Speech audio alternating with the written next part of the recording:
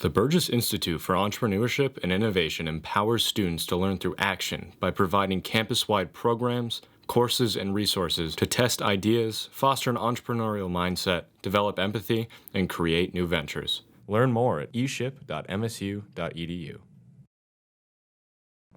This episode of the Hatchcast is brought to you by the MSU Entrepreneurship Association. The MSU EA is a registered student organization open to all majors who are passionate about entrepreneurship. Find out more at msuea.org.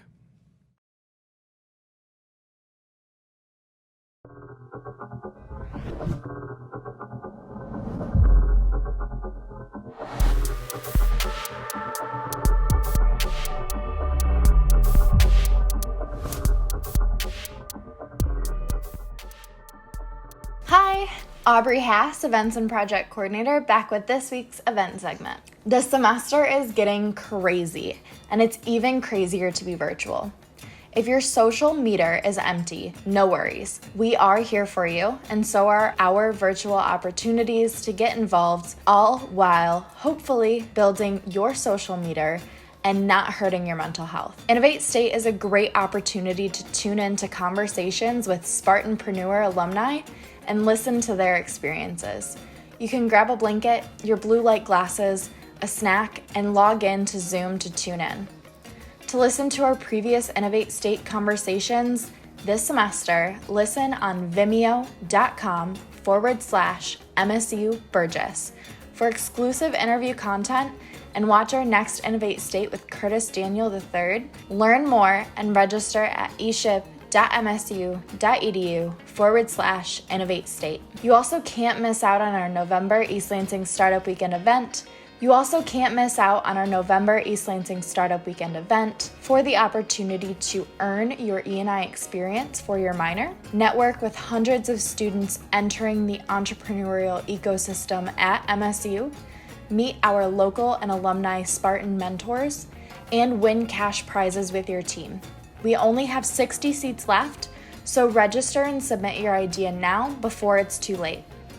Learn more at eship.msu.edu/startup weekend. We encourage you to prioritize your mental health this semester and also want to encourage you to get involved when you're comfortable. Our virtual opportunities are here for you when you're able to participate and your mental health allows. If you need help, please reach out to MSU Counseling and Psychiatric Services at 517-355-8270. We will get through this together. I'll see you next time.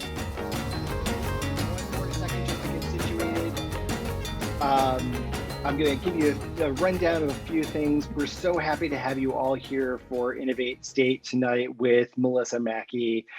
You're going to have a fantastic time with her, and Chris will do an okay job. I promise you. Chris is moderating. So I just want to give a huge shout out to all of our sponsors, including the MSU Innovation Center, the MSU Alumni Office, and the MSU Foundation. We want to encourage all of you as students to please join MSU eShip Connect. eShip Connect is where you will be able to connect with alumni just like Melissa to get one-on-one attention and to be able to think through how you might be able to launch your own startup. Just to let you know, we have a bevy of events coming right up. In fact, you can register right now for East Lansing Startup Weekend. Registration for East Lansing Startup Weekend closes on Friday, October 30th, 2020, and you should sign up right now. It's only $10 and you get 30 hours of amazing expert workshopping. Everybody splits up and joins teams. It's a fun time and it's all virtual. And this is the second session. There are 4 total sessions for this academic year. We've already had our first one that kicked off. Over 100 people showed up. It was amazing. Right, Chris? All right, are we doing okay? just also, we are looking for mentors for this upcoming startup weekend. So if you would please, you can find all of the things that are necessary for your success and to plug into the entrepreneurial ecosystem here at Michigan State University. If you go to eship.msu.edu, that's eship.msu.edu, you can find out all your things. By the way, if you are taking notes for this session, which by the way, you should be, it's kind of fun, and you're trying to get course credit for this, you will be able to hear this episode on the Hatchcast this Friday. It will release at 6 a.m. if you're up and early and Adam. Don't miss out. Also, you can check out the video version of this on our Vimeo channel. But first, let me go ahead and introduce you to your moderator this evening, Christopher Sell. Chris is a wonderkind, a wonderful human being. He is our alumni and entrepreneur engagement director here at the Burgess Institute for Entrepreneurship and Innovation. And he is also a Love Lansing fan. He is the executive director and founder of Lansing 501, an organization that brings students like yourself in contact with the real Lansing community. And so without further ado, welcome, Chris. Thank you, Aaron. That was such a kind intro. Wow. I really appreciate that. Welcome, everyone. Thank you for joining us on this third Innovate State of the fall semester. So pleased that you could be joining us today. And again, thanks to Aaron for the introduction here. So in a moment here, I'm going to turn it over to our esteemed guest for the evening.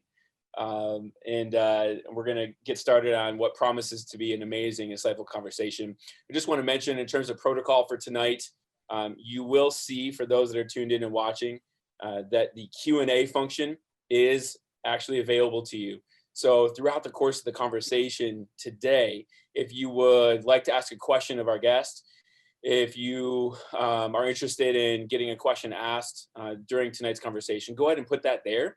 And we'll be monitoring that forum and trying to ask some questions on your behalf throughout the conversation. And of course, towards the end of our time this evening, we'll also open it up to more formal Q&A for those that are interested in talking with us. You can also kind of up-like the function.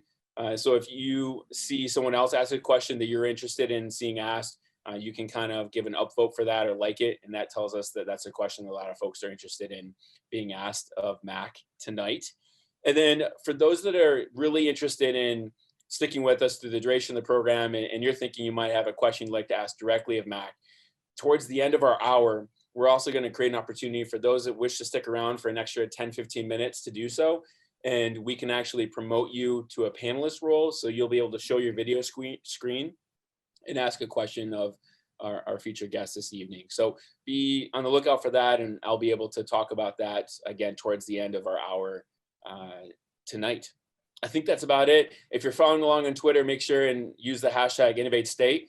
But if you're watching right now, you don't need Twitter because you're tuned in to the real deal. So thanks again for joining us. Without further ado, instead of giving the long, accomplished introduction for our guest, I'm going to go ahead and let her introduce herself. So Melissa MACK Mackey, if you could go ahead and introduce yourself and share with us who you are, that would be wonderful. Sure, no problem. Well, the first thing I want to say is thank you so much for this opportunity to Chris and the team. Obviously, being a MSU alum, I have a huge heart for Spartans. And so to sort of be in this environment is a really big honor and a privilege for me. So thank you. And Chris is just super dope. So I know we're going to have a great time. I think it's unfair that I have to introduce myself, but I'm happy to do it. Long story short, and it's going to sound like a pitch, but I am a comm arts and sci grad in advertising. So you're not going to be surprised that I sort of have that pitch down. But essentially, I have been an entrepreneur, an entrepreneur, and I've had the good fortune of working for four Fortune 500 companies. I have founded 3 companies, and I've just had a really good time sort of being in multiple verticals, creating a lot of change and a lot of innovation. We can definitely go into some of my corporate background and my entrepreneurship background. I've also been a venture capitalist for several years. That started at Verizon. And I am very lucky to be part of the advisory board for the Michigan State Foundation. So lots of random things. But yeah, that's a little bit about me. Excellent. Thank you, Mac. And don't you worry, we'll certainly get into all those different parts of who you are and all the different accomplishments you've been a part of throughout tonight's conversation, but I appreciate the introduction. So I recall when we've talked earlier, because we've had the good fortune to be able to connect a couple times now, and also meeting in person in New York City when meeting in person in New York City was a thing. And I know, right? I can't wait for that thing to be a thing again. I know, right? So I'm wondering, if I recall, I remember you telling me that you were part of a military family. So as a kid growing up, you moved around, and you just didn't grow up in one community by itself. If you could kind of talk through your experience as a kid and how that impacted you, and then what brought you to Michigan State, I think that would help us set the stage for those that are watching, particularly our students that are tuning in tonight. Yeah, so I was really, really lucky to grow up in a military family. My dad had a very prestigious military career military, served in the United States Air Force, come from a long lineage of military history as well. And I was actually not born in the United States. I am a naturalized citizen, but I was born in Ireland, where the vast majority of my family lives. And you're probably thinking, well, you don't have an accent, and you're right. I think it depends on the day or who I'm around. But the reason being is kind of what you said, Chris. I lived so many different places when I was growing up. The shortest duration I was ever sort of living somewhere is 6 weeks, and the longest being 3 years. So I went to elementary school in Turkey. I went to high school in Tokyo, and I lived all over the United States in various places. And I think that has actually played a significant role in sort of my career and the type of person that I am. I really, my parents are my superheroes, and, I look up to them every single day, but they really showed me kind of that you can have the will and the tenacity to pretty much do anything, and you can be as flexible and agile as you want to be. So I kind of grew up kind of reinventing myself every time I went somewhere new to kind of become the person I really wanted to be and kind of learn and grow. And then being surrounded by so many different cultures and so many different languages, and living in so many amazing places gave me a really unique opportunity to learn about, just community. And that has been kind of a cornerstone of a lot of what I've done throughout my career. In regards to what brought me to state, I actually didn't initially go to state. I was a transfer student, believe it or not. I went to Louisiana State University, and I was an ROTC, and I wanted to be a pilot. I wanted to fly KC-10's big, beautiful air refuelers. And my vision super sucks. And so they were not going to allow me to get corrective eye surgery to be a pilot, which I don't blame them. It's millions of dollars worth of planes. And so I wanted to major in advertising. It's really what I wanted to focus on. And Michigan State had a phenomenal advertising program, obviously still does. And one of the things that really drew me to also Michigan State is the diversity. So growing up in so many places, it was important for me that there was cultural diversity and that there was a diverse student population. I'm a diverse person, myself, even with my ethnicity. So I really wanted to make sure that was a super great feeling to be around. And I think that was really important. And the second thing that I thought kind of really drew me to state and still continues to inspire me every day is, our mantra of Spartans will.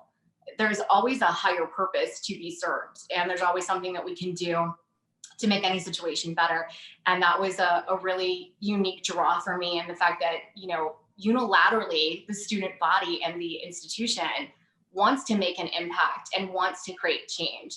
And, I've become known as a disruptor and kind of, the work that I've done. And so I think that was a great place for me to kind of learn that was possible and that was important. So I feel very lucky for that. That's outstanding. Now, thinking back to your time as a student at MSU, the Burgess Institute was not a thing when you were a student, sadly. But I imagine that the entrepreneur in you was already emerging. And at that point, as you mentioned earlier, kind of like your knack for disruption and community, those were already starting to take place. Was there any professors or instructors during your time at MSU, or mentors or staff members that just played a vital role in your development as a student at Michigan State and even post-graduation? Yeah, I think there were a few. Unfortunately, none of them are still at state.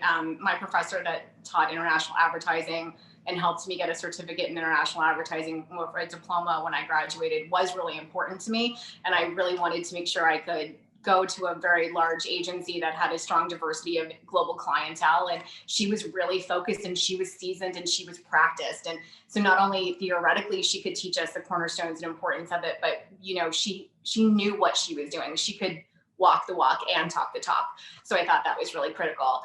You know, to be honest with you, I worked full time. I worked full time and I went to school full time and I put myself through school. So, and I'm very happy to say my student loans are paid off, but you know, I didn't have a ton of time to do a lot of the extracurricular activities and being super involved the way that I wish I would have been involved, but that was kind of the path that I had to take. But it's huge appreciation for that. I also think that my capstone class was probably my favorite. We had a voice over IP client that was in Okemos. And that was like, so I'm dating myself, right? But 2004 was the year I graduated and that was my capstone class year. And at that point in time, voice over IP was huge.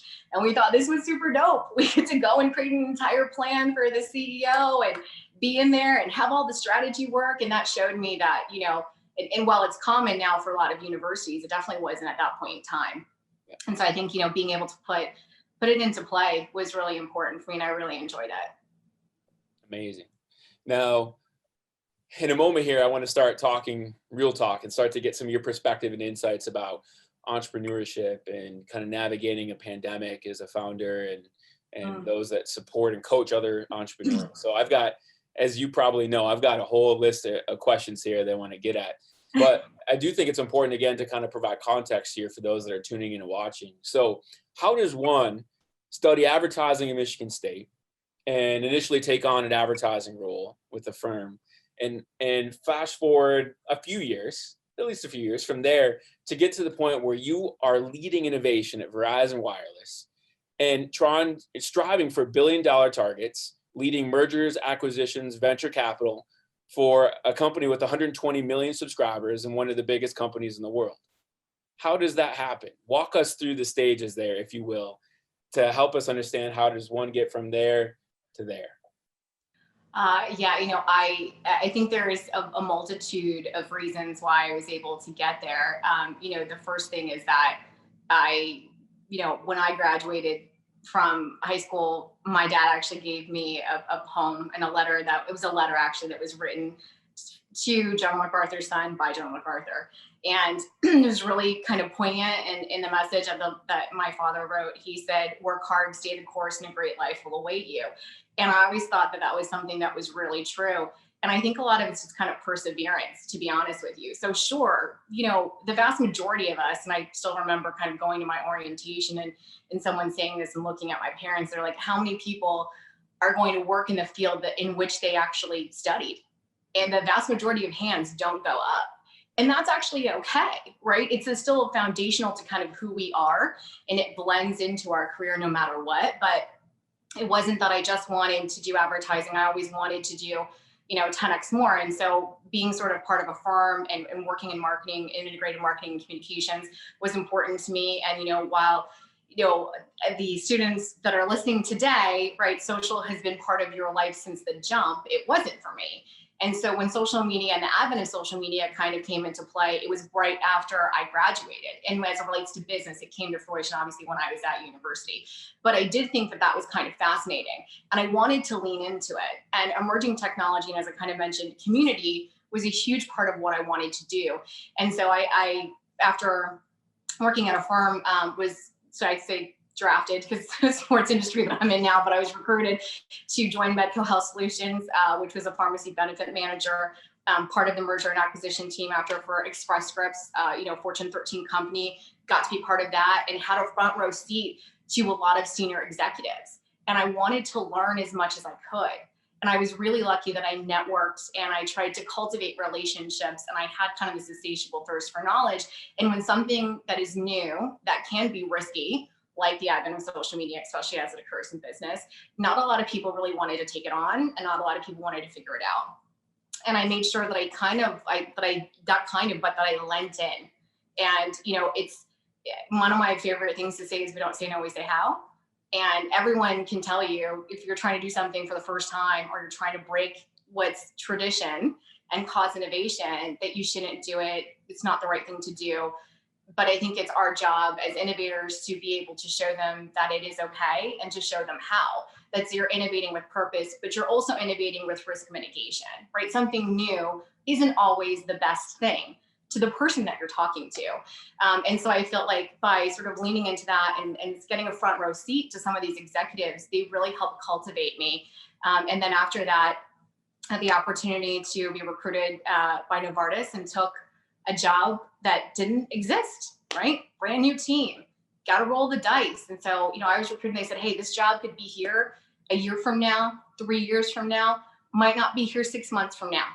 Do you want to come and be part of a new team called Digital Medicines? Do you want to become head of social media in the United States? Do you want to oversee a portfolio of 30 brands and try to figure out how to bring social media to the forefront in a very regulated industry?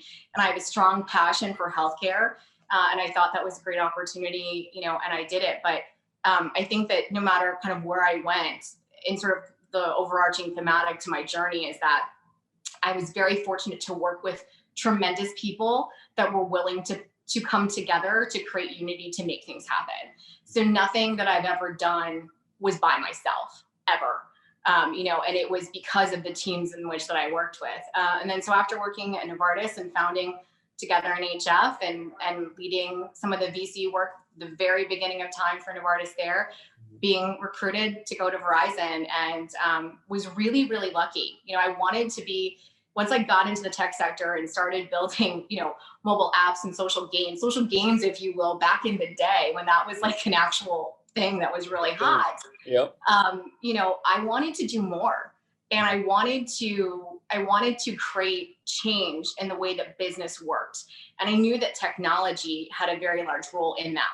And you might think, okay, but you're not a technologist, right? You're a comms grad.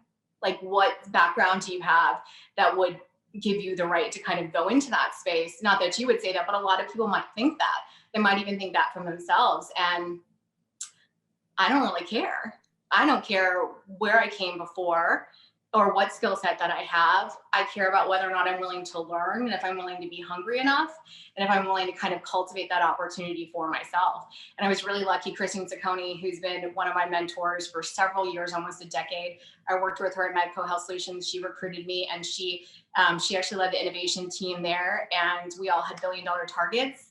And at the jump, I was head of digital partner strategies and was given a billion-dollar target to kind of hit. And then from that born the Verizon Innovation Garage, and kind of leading that and leading global open innovation and startup evaluations and M&A as it relates to my team's efforts. And it took a lot of learning and studying every single day, and really trying to understand exactly what the trends were, but as it was applicable to the business that I helped run and operate. And so it took a lot of diligence. So I know that's a very long-winded story, but it's a big question that you kind of asked. So that's kind of how I kind of wove into it.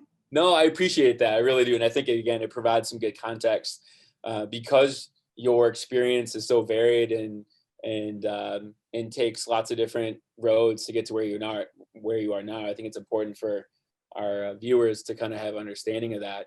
I'm wondering, you described working for 4 different Fortune 500 companies. And you and I have used the term entrepreneur. We use that with our students here at Michigan State within the Burgess Institute to describe one who's innovating within a large organization or a company, for example. Do you think, or can you tell me more about how your experience working or innovating within those larger companies, Fortune 500 companies, has simultaneously impacted your ability to pursue your own ventures? And what does that look like? Is it something, do you think that all entrepreneurs or founders really should take a crack at working within a larger company first? Is this a linear equation, or is this something that you think doesn't always have to happen but can be helpful? Yeah, so I think you have a lot of questions there. I don't think it necessarily has to be linear. I think it's really what matters to you and where you're kind of at. Sometimes you're lucky enough to be in your career and notice a gap in the marketplace and feel like you want to solve for it, and you can come up, that genesis of that idea is yours, and it's your time. The time is now you want to take it. I always advocate to first-time founders that don't have corporate experience to make sure that your team is stacked, right? Stack your bench as appropriately as you can and make sure there's someone that's more senior that has a diversified background to make sure that they can assist you to get the W, because it's extremely challenging.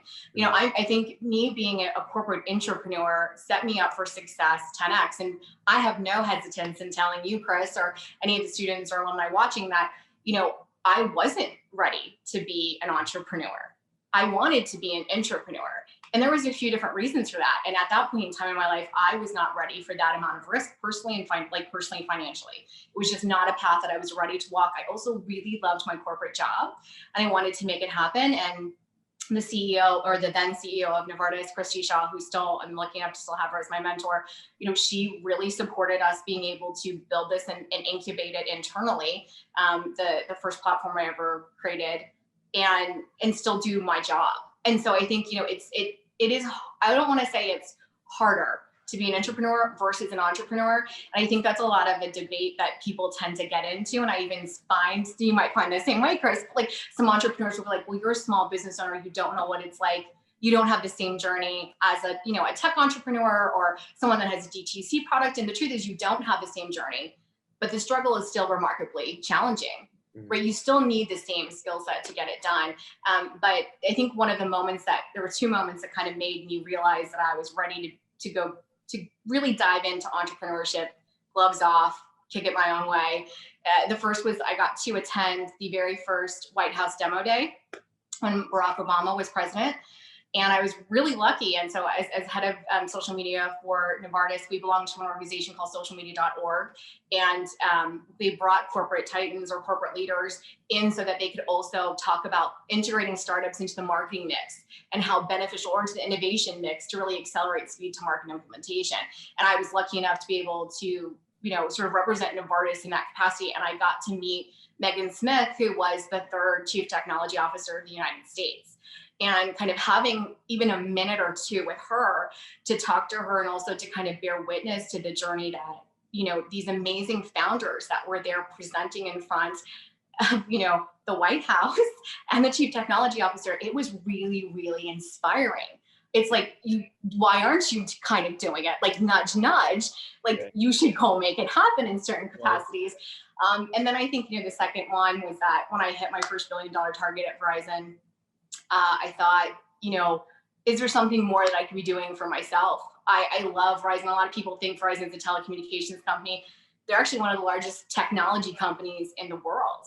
And I, you know, had a really good opportunity to meet a lot of the senior leadership of the organization, and also building out the Verizon Innovation Garage, being able to work with startup leaders and innovation leaders around the world, including, you know, the Israeli economic mission and the Israeli economic minister to the United States, Anon Elroy, who I still consider a friend and mentor today. And it was fascinating to watch them coach and incubate and accelerate entrepreneurs. And I thought, you know, there's this bigger ecosystem that exists. And if I said to myself, if I can do this, and if I have access to people like that, then I'm going to try. And if I fail, I fail. But at least I know that I was looking for a safety net, but I realized I didn't need one, because the safety net is you. I think it's something that kind of all entrepreneurs finally realize when they take that jump. But I do think that kind of like really pushed me. But I do find that being someone who's worked in a corporate environment, it does help me 10x when I kind of think about scalability, as well as being able to work with corporate partners a lot more, and really just making sure I can kind of stand up and operationalize businesses, because it's really hard. I mean, you talk to, you know, a graduating senior who has just started a startup and might have $150,000 worth of revenue. They haven't had a chance to have operational experience. Like that is really challenging. And so I feel like I'm very lucky that I have the best of both worlds. That makes sense. Now, that response was rich with more provocative questions that are running through my head now. I'm wondering, do you think that you have a better penchant for identifying high growth ventures? Like, do you think that you can kind of with laser focus apply what you've learned in those large organizations that have scaled 10x and be able to work with founders that are looking for that type of scalability? I do. I think that was largely attributed to my time at Verizon and the amazing leadership that's there and the way that the team was run and the innovation and incubation process. And then being able to sort of build out the Verizon Innovation Garage, I had an opportunity to do global startup challenges, around the world and really get to hear some of the best and brightest entrepreneurs from all facets of the country, from all countries. And that was really, really inspiring to me, but it also trained your mind, right? I think making sure that we have enough business intelligence to make strategic investments, right? And understanding what our needs are from a business perspective and understanding whether or not a startup has what it takes, right? Because I think, they say you fall in love with the founder a lot more and a lot quicker before you fall in love with the products or the idea, because the product and idea is malleable. The founder's not always malleable, right? And so I think that, we've gotten into kind of, I would say, the people that I worked with and we got into a process of being able to just rapidly identify within 3 to 5 minutes whether or not this founder, this team, this idea was worth kind of getting past a certain checkpoint. And we created a systematic process to make that happen, because if you can imagine being in a company as big as Verizon, everybody really wants to try to talk to them.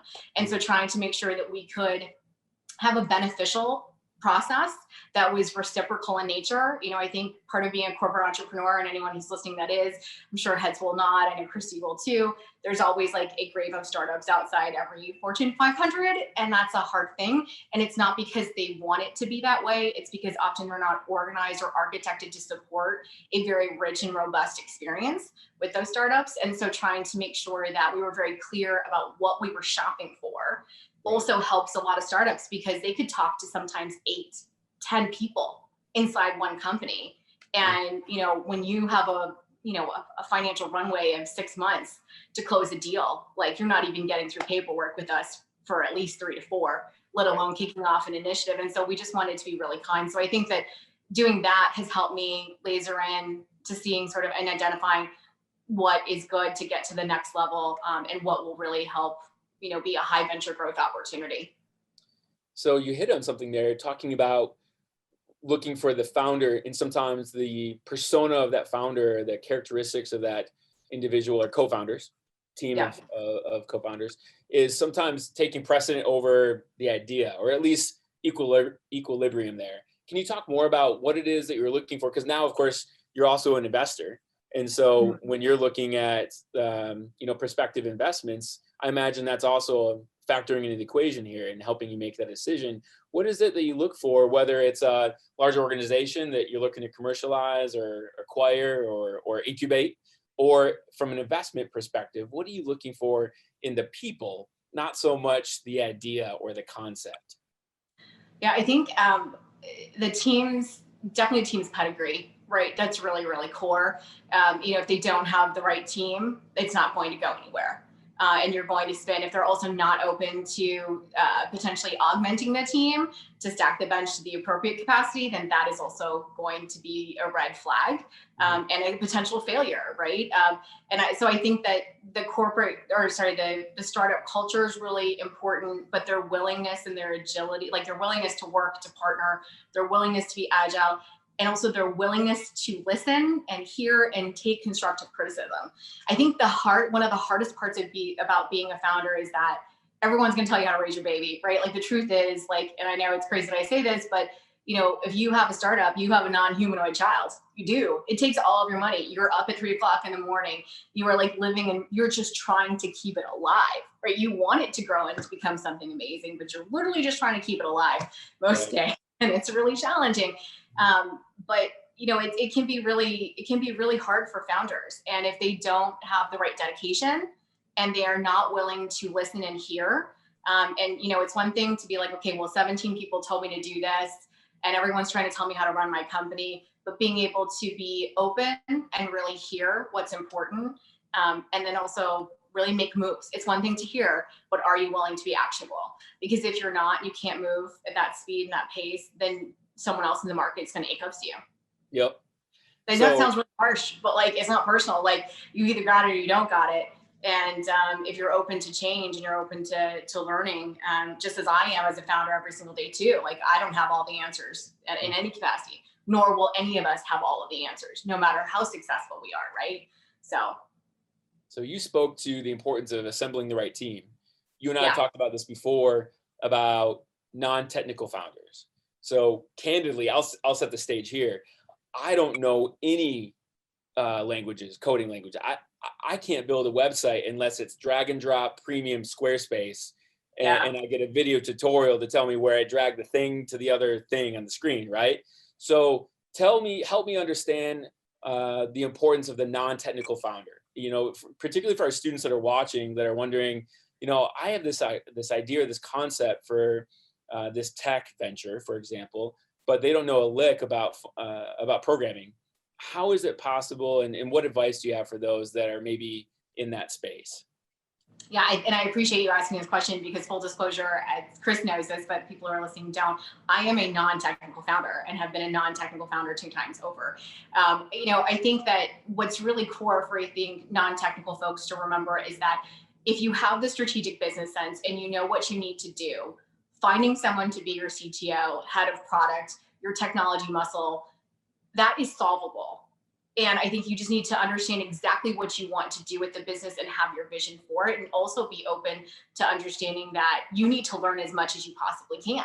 And I think one of the things that I really learned from the people that I have had the good fortune of working with is to leverage the importance of design thinking. So while that is very critical in actual technology, it's become very critical in kind of all facets of business, right? We're seeing, every major consultancy firm being sort of embedding in that. Innovation is largely leveraging design thinking principles and really focusing on that. And so I think that you need to identify the skill sets that you are lacking. And if technology is part of it, then it's okay that you don't know how to code. You can learn what the process is to get a product to market.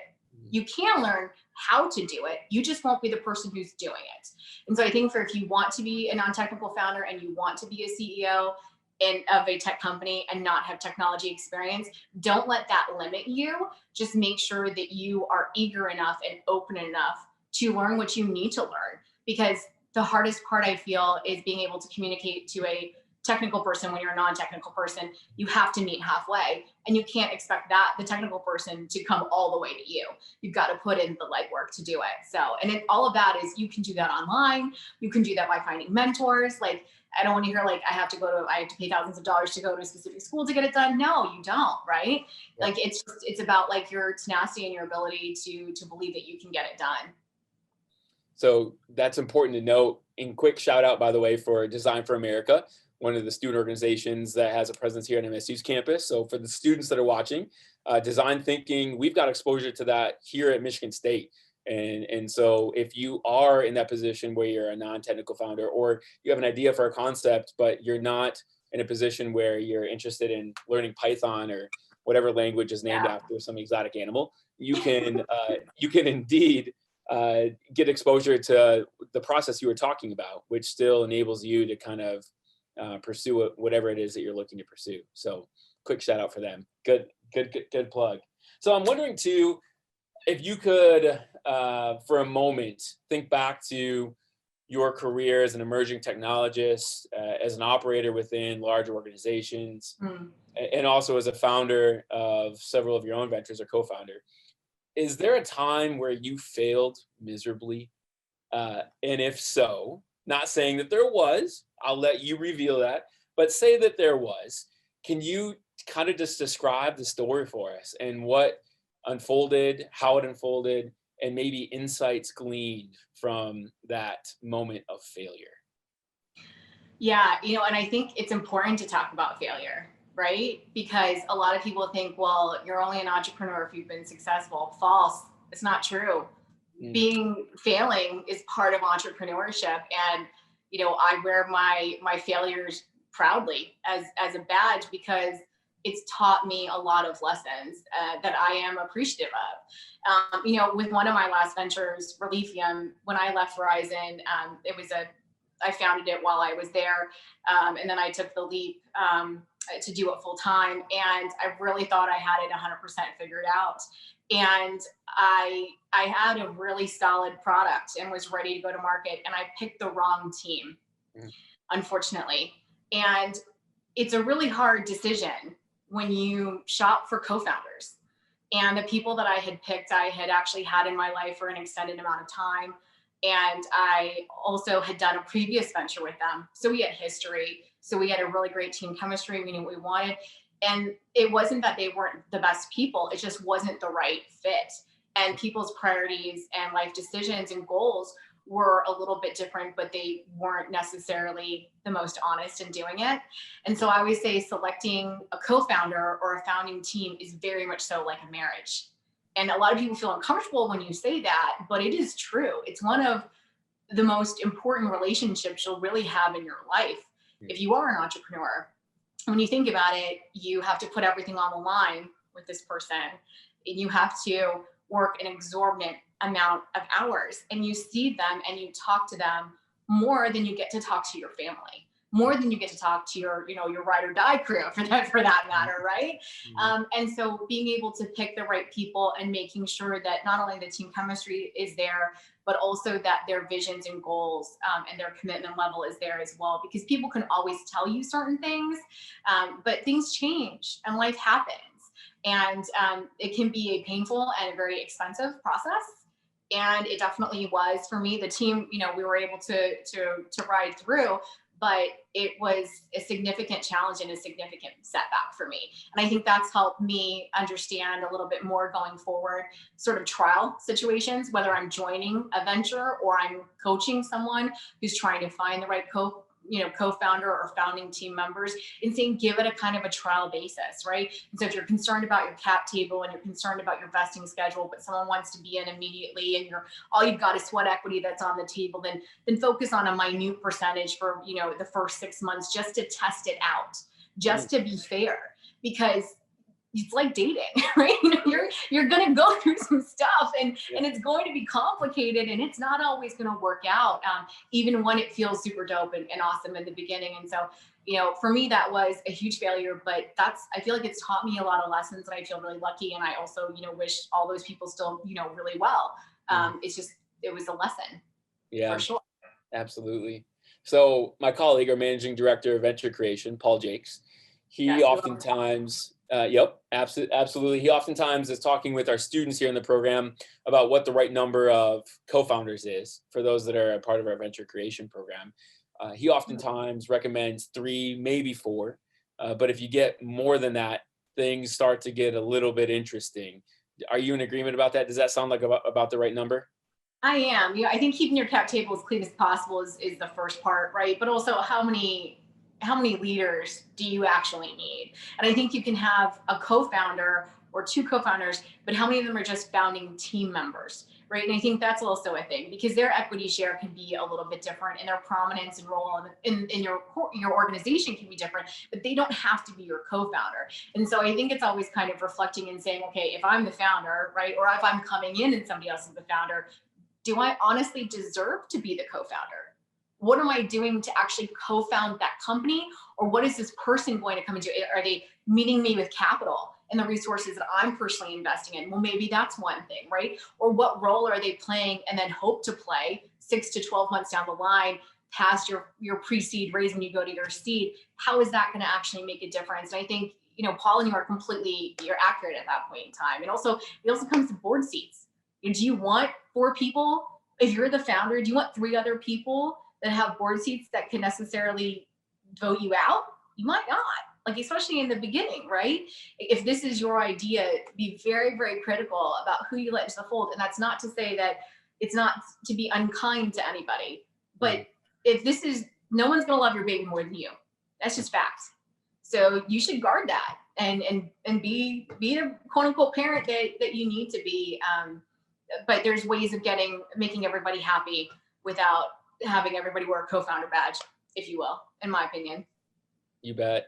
I feel like tonight's conversation is going to have to be required viewing for every student that is thinking about creating a venture with other co-founders, because this is exactly what our staff ends up talking about quite a bit with our student community, is the importance of, and it's a critical juncture, right? Like, this is not something we think about after the fact or way down the road, but this is something that requires our attention immediately. So everything you shared is spot on. Thank goodness because otherwise we would have been in trouble. So no, I'm glad that I would have been in trouble if I wasn't in line with what you guys think, because you're the experts. no, you're the expert. This is good. So I'm wondering too, we've talked about entrepreneurship kind of in a classic sense. We've talked about innovating within large organizations. And certainly I think we would attest to the fact that a lot of our graduates of our program go on to have remarkable careers working with larger organizations and companies. Mm-hmm. And they would give credit to the program as a big part of their success post-graduation, meaning the entrepreneurial mindset that they were taught at Michigan State has equipped them to succeed remarkably well in whatever kind of venture they're a part of after graduation. But we also have students and alumni watching, I imagine, that are in the investor space, or students that aspire to be an investor. Maybe they want to work with a private equity firm, or they want to help work with larger companies that are incubating startups, or they aspire to be an astounding venture capitalist, or they want to be an angel investor on the side. Any of those things. What advice do you have for those that aspire to grow into that role? Are there certain steps that one should take to get to that spot? Yeah, I think that the best venture capitalists that I've met, that I have really admired tremendously, and that I've been fortunate enough to learn from, have been on both sides of the table, right? Because I think that if you come up in the traditional sense and you're a heavyweight VC, but you've never founded a company, you just don't know the pain. And I think that and it's not to say that they can't be extraordinary, but there's a different level of connection. And you need a lot of emotional intelligence as well as business intelligence, I believe, to be a venture capitalist. That's my own personal philosophy. I'm not saying that that's the right thing, but in my opinion, that's really what's kind of core. And I think understanding what it's like to sit on the other side of the table and go through the process allows you to have a little bit more of clarity about what you as the VC, especially if you're, just not just capital, but also resources and the ability to create change, what you can do to help accelerate that startup. There's never going to be a startup that's going to walk in your door unless you're like Series B and beyond. That's going to be like, wow, you've got everything buttoned up, right? I've met Series C companies that I'm like, really? You guys have gotten this far? Right? That's amazing. But it's also not fair, because when you get an infusion of capital and your team accelerates really quickly, and if people don't have the right experience, things can be kind of a hot mess express, and that's not their fault either, right? It's also got to do with some of the board of directors, and it's very interesting and it's complex. But I do think that if you can be on both sides, go to a hackathon. I know you can't do it right now because of COVID, but honestly, like, understand exactly what goes in to creating a startup. So if you can't be part of a startup team, or you can't advise a startup in the very beginning, or you can't do X, Y, and Z, find an angle in. Walk a mile in that person's shoes, because then once you get to the business side, the numbers, the dollars and cents side, then you have the full picture and the complete puzzle. And I think that makes it a little bit easier. I think I'm very lucky. Cheryl Chang from Blue Run Ventures is one of my mentors, and I've kind of watched in awe to see how she's kind of grown, and she's taught me so much as well. And to find someone that the only reason I'm saying people's names is to thank them, to be super clear, just to thank them. If you can find people that are willing to expose you to things and to help you learn, then you'll grow. And I think you want to learn from those that came before you, and you want to learn from everyone that is surrounded in the ecosystem. So it's a lot more than just looking at a balance sheet. It's a lot more than looking at projections and doing due diligence. While that's remarkably important, and understanding marketplace trends, like, become an expert in a few different areas that you feel like you want to be passionate about. For me, I wanted to be passionate about artificial intelligence and 5G and blockchain. And that was when I was at Rise, I was like, this is what I want to own. And this is, for me, this is the things that, and I also wanted to understand, e-commerce and retail and digitization of it, and finding ways, even things like ultrasonic audio smart tones, right? Like, trying to figure out things that I had no ideas about. But if you want to be in the VC space, you have to know enough to be dangerous, so that when you meet someone who's going to be 10x brighter than you in that space, you can have a relatively genuine conversation, and you won't feel like you're kind of like drinking from a fire hose. I think that's really important too. Is there like a tiny smidgen of fake it till you make it here? Is it like a tiny part of this? Oh my gosh, absolutely. I mean, you think, you walk into meetings with some really important people, and they're asking for some really large check sizes, and you're like, I don't really know, but I think, the best part is like no one makes investment decisions alone, and no one really should, right? You always have a team of really smart individuals to help you evaluate the risk reward ratio, and to conduct the due diligence. But yeah, absolutely. I mean, you've got to fake it until you make it, but you also have to have the willingness to, when you're pressure tested, to at least be able to pass that test. Right? You can pontificate and sound like you know a lot more, so that the person that's pitching you will be like, wow, okay, they know their stuff. I've got to really be on mine. But then if you pretend too much, then it's all just going to go over your head and it's going to suck. So, it's a balance and a weighted game. Oh man. So, okay, there's a couple, I'm not going to get to half of what I want to get to. I knew that was going to happen, but no, this is great. It's all good. I've got a couple questions for you about women in entrepreneurship. So you identify as a woman of mixed race. We talked about this before in previous conversations, kind of identifying as part of a marginalized or underrepresented community in entrepreneurship. How do we raise up, celebrate, foster, support students of color, women, other marginalized folks in this space and to be a successful entrepreneur or innovator? What can we be doing? What should we be doing? I think that we need to make sure that there are access to resources that can accelerate them, right? And that they are given the consideration for that as well. I think it's always really hard being in a minority in the venture capital space. It's such a struggle. Checks aren't written for people, and it's really, really infuriating. Right? It's really infuriating. And so I think that the first thing that I would tell any minority founders to do is believe that you are deserving of it, that you have a right to have a seat at the table, and that people will write you checks. And if someone that you're asking to write a check for you doesn't write a check for you, they are not deserving and worthy of being part of your journey. And you want to find people that will really support you in a multitude of ways. And so finding strategic investments and finding people that can mentor you and guide you and grant you access to the resources that you deserve, by the way, that you deserve, is really, really core. And so I think that, we really need to make sure that there are mentorship programs and opportunities. And also I'm just elated to see such an increase in funding for minority founders. It's too little too late, in my opinion, right? But we're going to take it. And I want to continue to see continue to see a significant paradigm shift in that. So, I think it's a topic that's a pretty passionate one for me, but, I feel like there's not enough that can be done, in my personal opinion, because of the way that it's been done so far. But I'm happy to see some of the tides are turning. And I think that just, minority founders need to remember that they can and they will. And you just have to find the right people, and those people will be the ones to help you and that are good to be part of your journey. I like that. It's a good mantra. So I'm wondering too about, well, I guess, we've talked about your experience at both Novartis and also Verizon, but you're a part of multiple ventures right now, if I'm not mistaken. Could you just talk a little bit about a couple of things you're involved with right now? Because I think it'd be important for our viewers to just kind of have an understanding of the different things you're involved with at the moment. Sure. So I'll talk about a few of the companies. I'm involved in a few different ventures, like Chris said. Definitely, some of them we'll talk about, some of them I won't talk about.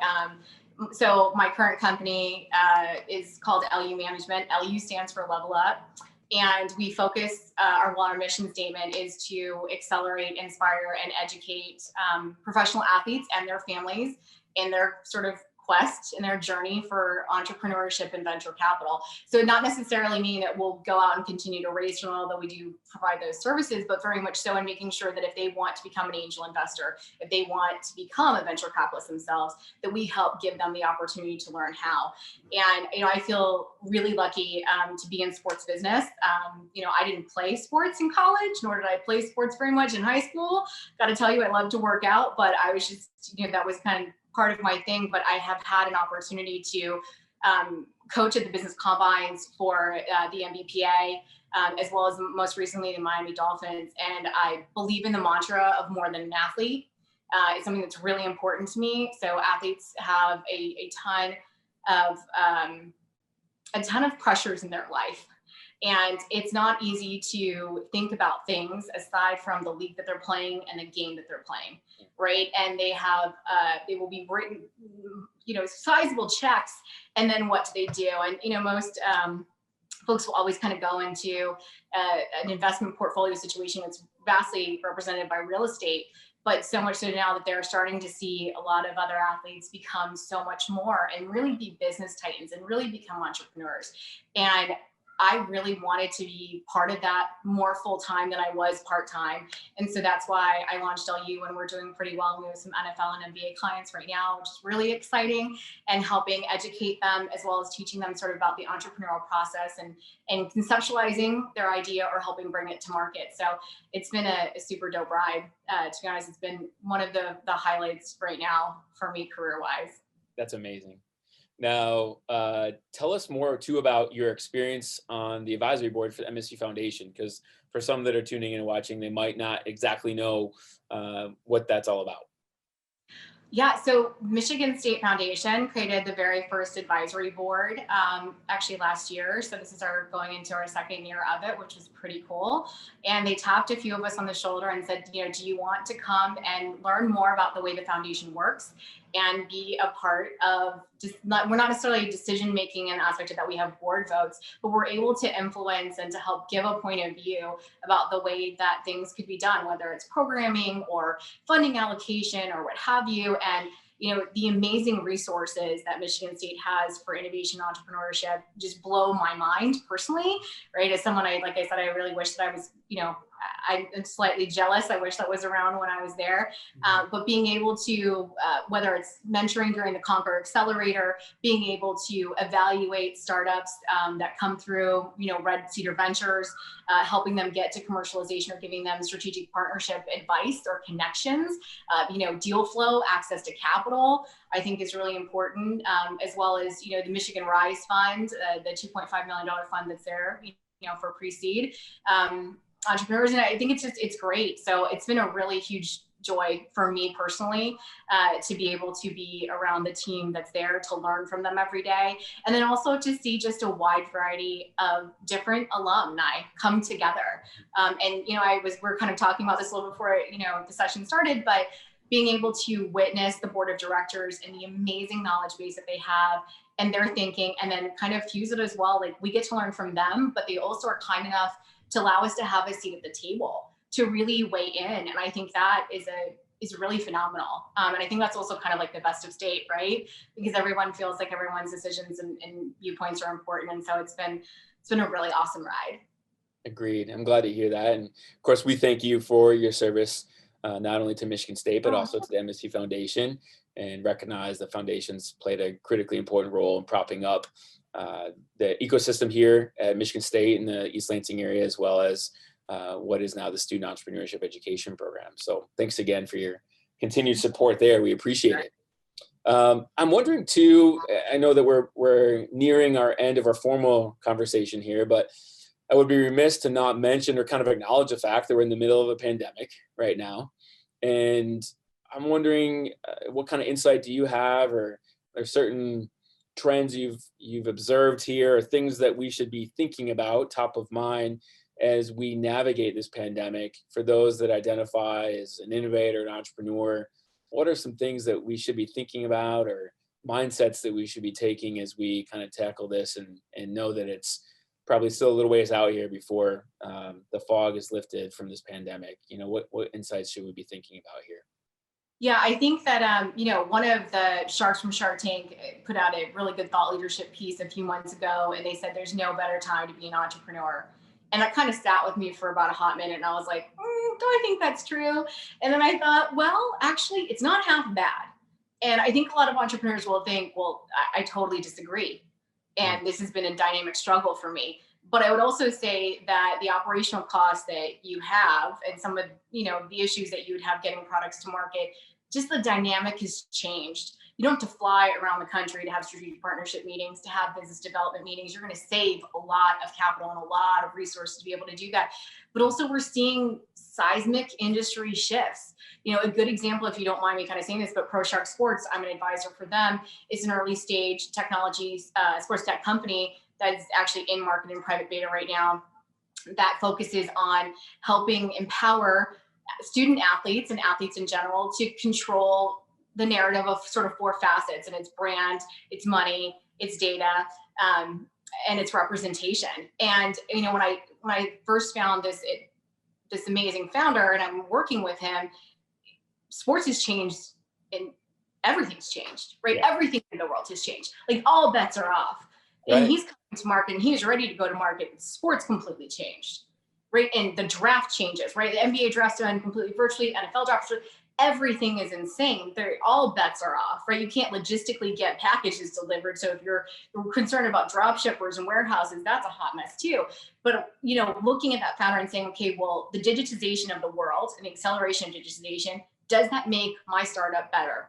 And if it doesn't, then I might want to think about the role that I should be playing, right? And so he realized how he could capitalize on the different changes that were happening in the marketplace and where his product actually fit perfectly, and the way that he could help his strategic partners as well as his end users. And I think that's one of the things that, all entrepreneurs need to think about today. Like, does it have to be harder? No. You just might need to rethink your business model. And if this is the time to reinvent your company because COVID happened, reinvent your company, right? Sometimes as entrepreneurs that we have to be agile and we really have to kind of think about that. And so instead of thinking that, this is too much of a challenge and this is too hard and I don't know what's going to happen, you gotta run with it. You've got to embrace it and you've got to change, and also anticipate what changes are going to happen in the marketplace and how long it's going to stay, because it's not going away anytime soon. I like it. I was just in a professional development conversation like a week or so ago, and the individual I thought was spot on. She was saying how she's fatigued from having to say, well, we can't do this, so we're on to plan B. And her point was, like, let's just kind of own it, acknowledge it. Yep. Yeah. Plan B is now plan A. And like, we just need to pivot now and understand that we need to be moving in a different direction. We need to tackle things differently. And let's just not spend the first 6 minutes apologizing about what we can't do anymore, because it doesn't really help.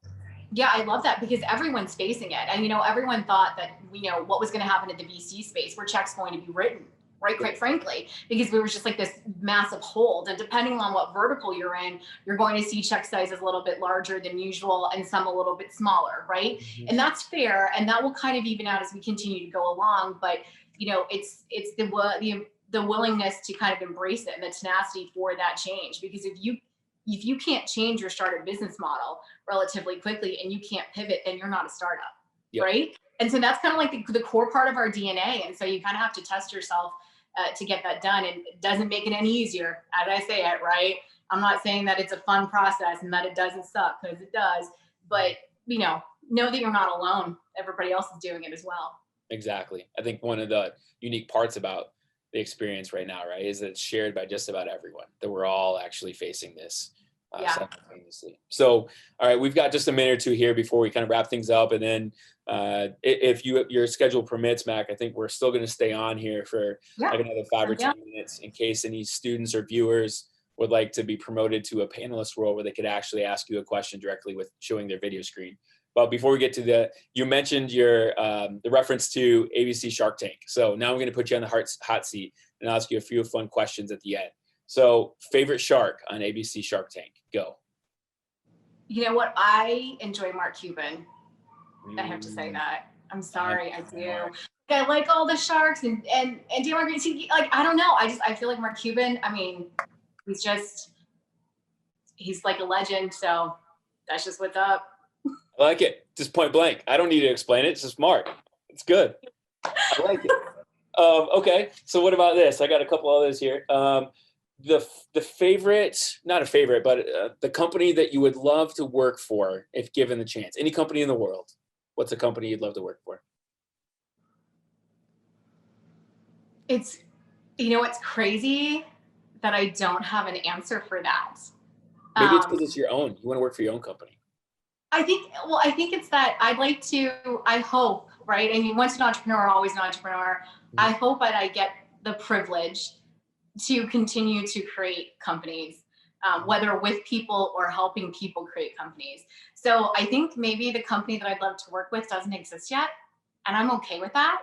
And I have no idea what vertical it's going to be in, but I hope that the company that would be there, the people would be just low-key chill. It would be good, solid people, that they'd want to get stuff done, and that they would be willing to disrupt anyone that wants to come and make a lot of noise. I'm not everyone's favorite cup of tea, to be honest, because I am like that. But like, I'd like to be around kindred spirits like that for sure.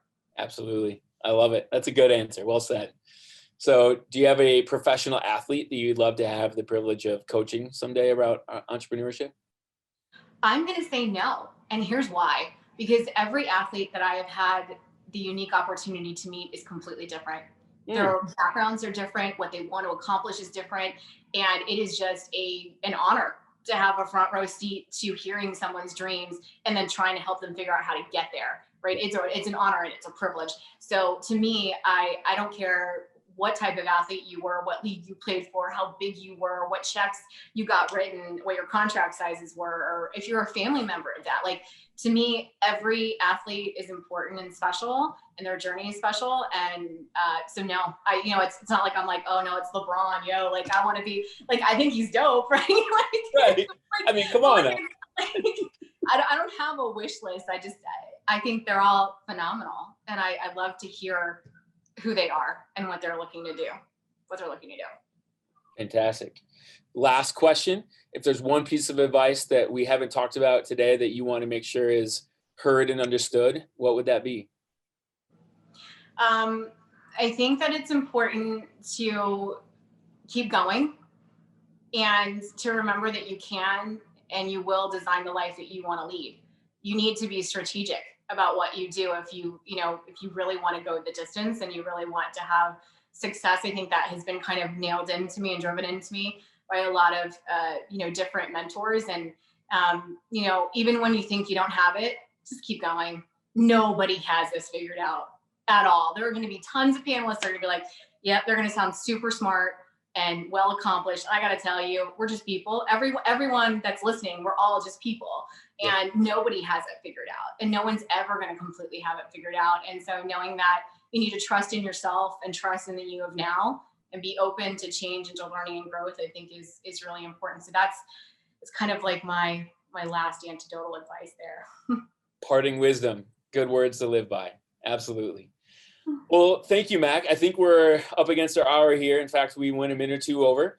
And I know that we've got some conversation coming from my colleague, Aubrey, our events coordinator at the Burgess Institute, who's made sure to let our viewers know that if they wish to stick around for a few extra minutes, they're welcome to do so, and that they should be raising their hand figuratively through the Zoom platform to let Aubrey know that they would like to stick around, and she can actually promote them to that panelist view. So as we allow any folks that are wishing to stick around to go ahead and do that, I'd just like to, again, publicly thank you for your willingness to carve out time of your busy schedule and chat with us today. We really appreciate it. I know that there was a ton of great content there and great mantras and insights to absorb and learn for everyone that was watching tonight. So thanks again so much for being part of Innovate State this evening. We really appreciate it.